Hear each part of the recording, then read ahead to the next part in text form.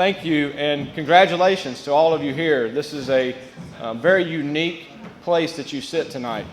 There are a few people, as Mike has talked about, who get to go through their undergraduate degrees and get the kind of professional sales training that you have been fortunate enough to have. Now, between Dr. Honeycutt and Dr. Rodriguez, you've had some really great mentoring, you've had great instruction, and you've learned a lot of real life, which is what we really talk about in the Sales Center. We want to be a reality-based program. So tonight I'm going to talk to you a little bit about where I come from, which is a career in professional selling. And for those of you that have heard me in Dr. Rodriguez's class, some of this may sound familiar. Well, if you've ever heard, if you hear it twice, it must be important, right? So I'm going to be sharing with you some of those same tips that I've shared with you before, but it's because I am a believer in these very small things that you can do in your career that have a huge impact. You know, we do a lot in the selling world around big things, big ideas, right? There's all kinds of 7 habits of fill-in-the-blank books that you can buy. There's all kinds of seminars and conferences that you can go to and spend lots of money on the latest and greatest sales technique. In over 15 years of selling, I've been the beneficiary of being a part of a number of these really big ideas. So they have a place. But tonight I don't have a weekend. I don't even have really 15 minutes. So let's talk about a couple small things you can do starting tonight. There's some tips for success that I share with every group of young professionals that I have seen in the real world, that if you do these little things, will really put you in a different place. It'll put you in the 20% of people who succeed, and the other 80% will continue to do what everybody else does. So listen to me as I share this, and then at the end I'm going to give you a little challenge. At Elon we talk a lot about ethical leadership. And so for me to get up and talk and not talk about ethics and leadership, I don't know if Elon would let me back. So I'm going to include that at the end. But let's talk a little bit about the things that you can do tonight, what I call small things with big impact. Number 1, public speaking. Now, talking to you guys, I know. You don't mind getting up and talking. And you don't mind giving presentations. Let me assure you, when you hit the real world, that will be a unique thing for you. There are many out there. In fact, the fear of public speaking ranks at the top of every survey, right along with heights and drowning and snakes and spiders, right? Believe it or not, fear of getting in front of people is at the top of the list. For those of you that have tackled that fear already and practiced it in a setting where your job doesn't depend on it, that's all good things. I encourage you as you go out in the world to continue to volunteer to be a part of a public speaking engagement. The nice thing is that whether you're the expert or not, if you're really good at delivering a message about a topic or a product in front of a group of people, then everybody there automatically assumes that you're the person they need to talk to when the session's over. That's a good place to be when you're trying to sell. So I encourage you to continue to pursue public speaking. The only way that I have found to be good at talking in front of groups, it's not books, it's not seminars, not really class. It's actually getting up and doing it. You learn every time you stand up in front of a group things that you'll do differently and better the next time around. So public speaking is number 1. Number 2, punctuality. I will encourage you to be on time. Now, we've all heard this for years probably throughout our lives, but you would be amazed at the very successful and professional people out there in this world who can't be somewhere on time. It's a little thing, but I promise you, if you make it a professional habit of yours to be on time, and I would encourage you to maybe adopt a strategy of 15 minutes ahead of when you're supposed to be there. That's my strategy. That allows you time to prepare, to calm down, to meet a few extra network people in the room, to kind of get a feel for the room. If you're speaking, it gives you an opportunity to make sure everything works and that you know what you're dealing with. At the end of the day, if you're always on time, people will know that about you, and that's a good thing. If you're not on time, it sends 2 messages. It either says you didn't plan properly. The second message that it could send is that you just didn't care enough to give the effort to be on time. Both of those messages, not good, right? So there's really no benefit to being one of those people who they can always count on to be late to every meeting, okay? So punctuality, number 2. Number 3. All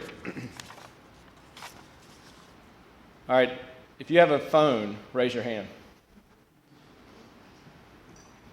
Right, and your phone does everything nowadays, right? All right, I want you, this is interactive, right? And You excuse me if I'm fidgeting. I like to walk around and talk, and I can't do this with a podium. I was threatening to wheel it around, but we'll just stand here and talk. If you'll repeat after me, my phone is the most dangerous item that I own. I don't know if you've ever gotten these phone calls, but I've gotten them, where you answer the phone and you realize very quickly that the person on the other end has no idea why they called you. And better yet, they have that pause where they're trying to figure out who they called because you answered the phone. Don't be the person on the other end sending that phone call out. All right? What I would encourage you to do, quick tip, and I stole this from a good friend of mine who's a consultant in business and on communication. His name's Marty Clark. Marty says that you are to do three things before you make a phone call. You're to get out a pencil, you're to get out a Post-it note, and you're to write down 1 and no more than 3 bullets of what you're going to talk about and what you want to accomplish if somebody absolutely happens to answer on the other end of that phone call. Now think about it. All of a sudden, you're excited because you're in selling, and you've been trying to call Mr. Bigwig for months on end, and you get his voicemail because he never takes a call, right? And of course, you leave a beautiful message, which he never returns. I've been there. I get it.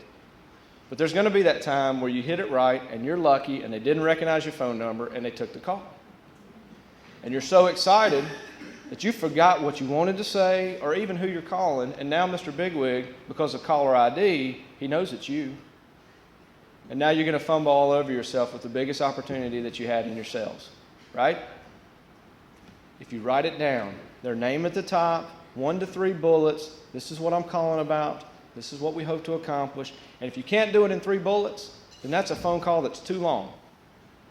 Schedule another call, schedule another meeting, send them an email. Keep it short, keep it brief, but by all means know what you're doing. The other thing this Post-it note will help you with is when their voicemail picks up. I don't know if you've ever had an out-of-body experience. I've had them. I've been the recipient of them when it comes to voicemail. These are times when your mouth is still going and your brain all of a sudden has left your body and you're looking down at yourself talking into somebody's voicemail and you have no idea what you're saying. And you're rambling and you don't know where you're going and you think that if I keep talking, maybe I'll get to my point eventually. And eventually your brain jumps back in and you get to some kind of a stopping point and you say some silly things like, call me back, right? And you hang up. And you don't know what happened, right? And the flip side is, how many of you have got that phone call and a voicemail that when you know it's them in the voicemail, delete, right? If you're going to leave a voicemail, 1 to 3 bullets, make it specific, get off the phone, right? No out-of-body experiences when you're on the phone. That's number 3. Number 4, for those of you that know me and have heard me talk, I have a fascination with interconnecting of human beings, what most people call networking. I am such a proponent of networking. It's one of my favorite things to do. Now, we all like to do networking. We know how valuable that can be. But let me challenge you to think about networking a little differently. Networking is not just meeting people in order to get something from them, which is really how we approach networking if we would be honest about it. But what networking should be is just an opportunity to share your passions and the things that you care about, whether it's personally or professionally, with other people. And if you can make a connection on that level, you'll begin to build a real relationship with someone. And what relationships do is, we help each other. See, human beings by design are willing to help. If you have a real relationship, a true connection, then people will help you, and you got to be willing to help them.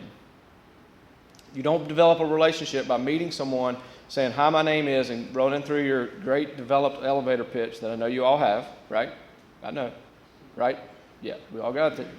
You do your elevator pitch, and you tell them who you are and what the job is that you do, and you want to know who they are and what they do, and then you say some really stuff like, how's the weather? Isn't it nice outside? Where are you from? That's fine. That is networking. But let me encourage you to take another step. If you do that and don't talk to someone for 12 months and then call them 12 months later and expect to have a relationship with them, we would all agree that's pretty silly. What you have to do is once you connect with someone from a networking perspective is to have constant contact with them, right? Now, I've got over 735 and growing connections on my LinkedIn page, all right? That's a lot. So yes, it's difficult to stay connected to that many people, but I work hard, and I'm very deliberate about staying connected to everyone on that list. There's many ways to do it, and I would tell you, you're at such an advantage in the world that you live in today in constant contact. Social media, Twitter, LinkedIn, email alone is a great way to stay in touch with people throughout the year. You know, for me, I send an email out at least twice a month to almost all of my connections. I don't really care if they read it, to be honest with you, right? We're friends here. Let's not let this out, right? I really don't care. I hope they do, and I try to send valuable information. But what I want is that at the end of 6 months, and we haven't seen each other in a while, that Karl Sherrill's name came up in the inbox 12 times since they saw me last. And when I call, I'm not a stranger. They know I've been bothering them with emails, right? You see the difference? It's constant connection and communication with people, and it builds a bridge for the relationship. And that relationship will pay dividends at some point. And it may be 2 or 3 years before somebody needs your help or you need them. But if you stay in touch, you can certainly benefit from it. So networking is huge. Let me tell you, number 5, this is my mantra for all professional sales. We live and operate in a world where people don't really like salespeople. Fair? I got some laughs in the back. I got some head nods back there. Listen, and let me tell you, I sell insurance. There's kind of the car guys and us when it comes to perceptions. But I think it's truly important that we understand the perceptions that are out there about sales and what we do for a living, what is our livelihood and what we enjoy doing. Because if you don't understand that people have that perception and are aggressively and deliberately making sure that you don't feed into it as you're dealing with them, then you're going to give them a reason to believe that you're that negative connotation of a sales professional. And you're going to spend a lot of time, effort, and money trying to dig out of that hole. So I would encourage you, be genuine. The way that you do this is to be the same person in your job as you are in your personal life. It is very difficult to maintain 2 personalities in life. And it is very difficult to be a person at home and then show up at work and be somebody else. And what a lot of people do is be somebody else depending on who they're calling on. You do have to flex. You do have to move and be dynamic in the selling world. But you better be yourself in every situation or it will come back to haunt you. Because eventually you'll forget who you're supposed to be for that person and it'll catch you. So be genuine in everything that you do. Number 6, one of my last points. One of the secrets to success, if you don't hear anything else tonight, is this: work hard. People say, that's simple, Karl. That's easy. I understand that. We know that. We've worked hard to get to where we are.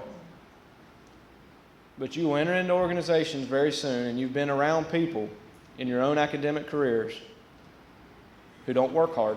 Fair? If you work hard, you'll put yourself in that top 20% of the people around you, not only that are in your own organization, but in the competition that you compete with.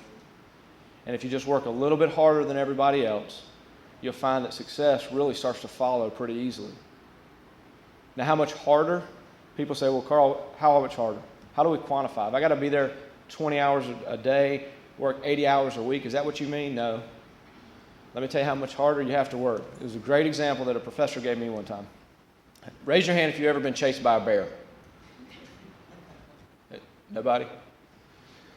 How fast do you have to run to survive being chased by a bear? Anybody know? About a half a mile per hour faster than the person beside you. That's it. That's the secret to success. All right? My bear story is it. Take this with you. You want to be real successful? Then run a whole lot faster than that other person. You want to be just successful? Run a half a mile per hour faster and let the bear handle the other guy, right? The fact is that most people have periods where they work hard and don't. And complacency and average starts to set in. And if you want to have a complacent and average career, there are many places where you can do that and do it for your entire life. But if you want to succeed, and you want to enjoy all the things that are out there in a professional selling career and reap the benefits of all the hard work that you've gone through here at Elon, then work a little bit harder. Run a half a mile per hour faster, and then watch everybody else get gobbled up behind you in the rat race that's life. And you just keep succeeding. It's important to know that life seems like a race many times. And there's always an imaginary finish line that we're chasing. And it's either personally or professionally. I encourage you to embrace those finish lines. As you run the race and you try to work harder than everybody else, and you try to do all the little simple things, the small things, really well, you'll find that the really big impact happens when you hit that finish line. So I encourage you, as you guys are now approaching another finish line in your lives, and you're moving on to a new place, no matter how you started the race, and no matter where you are in the middle of the race, when you see the finish line, put your head up, get a deep breath, and take a full-on sprint, and hit that line, and feel good about what you did, and hit it with your head held high, and enjoy the success that you've earned and you deserve. I wish you all the very best. It's been a real pleasure to be here tonight. Thank you, and God bless.